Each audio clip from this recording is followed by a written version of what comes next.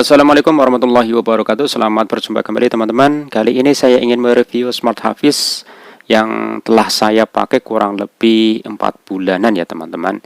Dan ini setelah saya pakai ini ternyata banyak kelemahan-kelemahan atau kekurangan pada Smart Hafiz ini. Mudah-mudahan setelah apa yang saya review ya teman-teman, ini pendapat saya pribadi, ini bisa jadikan rekomendasi teman-teman kalau atau pertimbangan teman-teman kalau membeli Smart Hafiz versi ke-6 ini teman-teman. Adapun beberapa kekurangan ini ya, kurang lebih saya menemukan ada 6 kekurangan dari Smart Hafiz versi yang ke-6 ini. Teman-teman nanti kalau yang pernah beli ini silahkan tulis di kolom komentar kekurangan dari Smart Hafiz ini teman-teman. Berikut kekurangan dari Smart Hafiz versi 6 yang saya temukan selama pemakaian kurang lebih 4 bulan.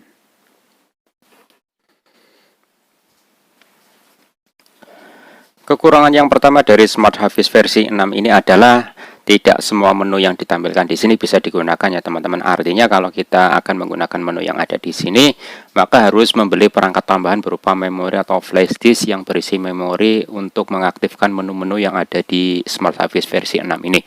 Meskipun harganya mahal 2 jutaan, ternyata semua menu yang ditampilkan itu tidak bisa digunakan. Kita harus membeli perangkat tambahan ya. Harganya kurang lebih kisaran di antara 100 sampai 300 ribu rupiah tergantung jumlah memori yang diinginkan. Jadi harganya otomatis akan lebih mahal lagi ya teman-teman.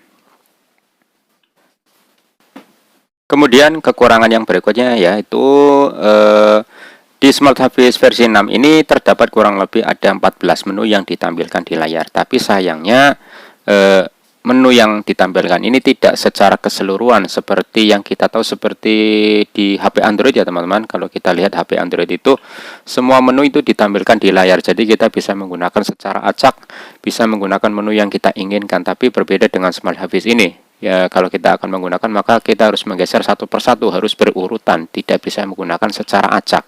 Misalkan kita sedang menggunakan di posisi menu 1, kemudian kita akan menggeser pada posisi menu 9, maka kita harus geser satu persatu. Berbeda dengan di HP Android, kita bisa membuka atau memilih menu secara langsung karena semua menu ditampilkan di layar HP. Itu kekurangan yang kedua.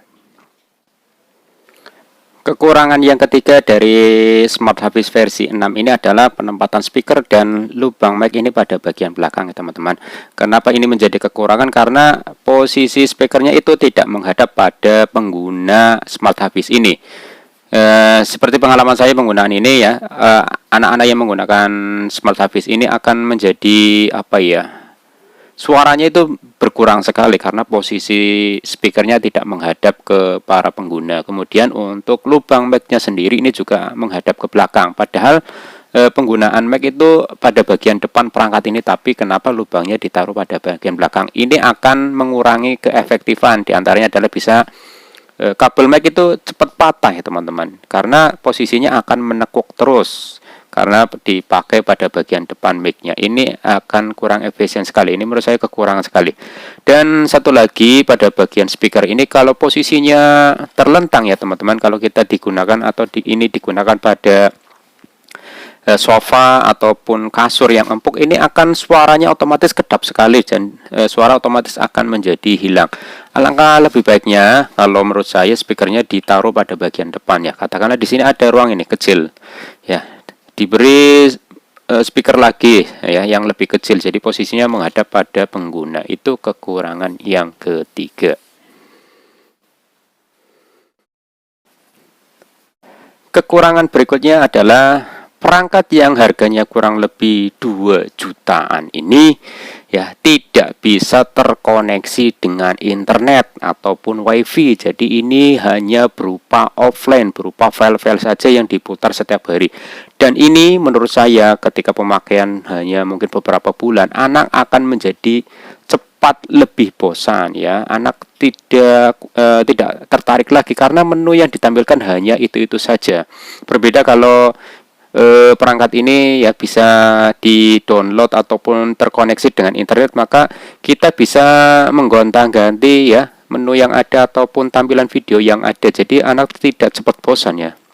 Sayang sekali ya, meskipun harganya 2 jutaan tapi ini tidak bisa terkoneksi dengan internet, dan ini juga menunya sudah paten, tidak bisa diubah ataupun dibuang ataupun kita ganti dengan yang lain. Itu kekurangan yang keempat.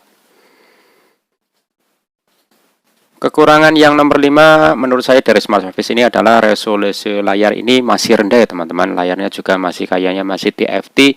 Minimalnya kalau harga 2 jutaan ya paling tidak ya layarnya sudah IPS ya. Ini layarnya masih TFT dan kemudian resolusinya juga menurut saya rendah, atau memang ini sengaja dibuat jadi untuk mengatasi agar mata itu tidak cepat lelah mungkin ya. Jadi kalau menurut saya ini harga 2 juta, layarnya ini belum IPS dan kemudian ini masih TFT, resolusinya masih rendah, jadi untuk ketajaman gambar itu belum maksimal ya teman-teman. Dan kekurangan yang nomor 6 atau yang terakhir dari Smart Hafiz ini adalah tentu harganya yang sangat mahal ya teman-teman, meskipun harga ini relatif tapi kalau menurut saya perangkat yang kayak begini saja ini harganya di rata-rata 2 jutaan ya, kisaran 2 jutaan itu menurut saya mahal sekali. Memang untuk harga relatif, tapi kalau menurut saya ini untuk perangkat yang kayak gini, modelnya kayak gini itu menurut saya terlalu mahal. Masih lebih baik kalau kita membeli misalkan katakanlah tablet ataupun ya sejenisnya, dan kita bisa mendownload file-file yang ada di sini juga ya. Artinya pada Smart Hafiz ini juga terdapat pada YouTube ya. Kalau kita downloadkan saja di YouTube kan ditampilkan di tablet itu kan lebih baik ya teman-teman. Jadi menu yang ditampilkan itu tidak bosan dan video-video kita bisa gunakan, bisa ganti-ganti, lebih bebas, fleksibel dibanding dengan ini yang menunya sudah paten. Jadi harga 2 jutaan menurut saya itu terlalu mahal lah untuk perangkat yang begini. Mungkin itu saja teman-teman review kekurangan dari Smart Hafiz versi 6 menurut saya ya. Dan kalau teman-teman menurut ada kekurangan lagi yang pernah menggunakan Smart Hafiz versi 6, bisa ditulis di kolom komentar ya kekurangan yang lain dari Smart Hafiz ini. Demikian teman-teman review kekurangan dari Smart Hafiz menurut saya. Mudah-mudahan ini jadi rekomendasi teman-teman, jadi pertimbangan teman-teman untuk membeli perangkat Smart Hafiz versi 6. Terima kasih sudah menonton video ini. Jangan lupa klik like dan subscribe channel ini agar lebih berkembang. Terima kasih. Assalamualaikum warahmatullahi wabarakatuh.